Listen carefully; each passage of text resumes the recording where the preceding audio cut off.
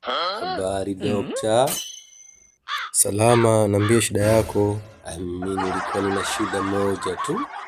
Shida gani hiyo? Nimekuja kupima afya yangu ya akili, ni nzima au imeharibika? Wewe unahitaji kupima, kwa macho tu unaonekana hauna akili. Kwa hiyo itakuwa imeharibika, sio? Ndiyo. Imeharibika. Dawa natumia dawa gani? Katumie dawa ya mswaki au sumu ya panya. Dawa ya mswaki? Haya, kwa siku mara ngapi? Sumu ya panya mara 2 kwa siku na dawa ya mswaki mara 3 kwa siku. Haya, asante dokta. Hivi jamani, mkiniangalia mimi kweli jamani, mimi ni mgonjwa wa akili? Mkiniangalia vizuri kweli mimi ni mgonjwa wa akili? Vizuri kabisa.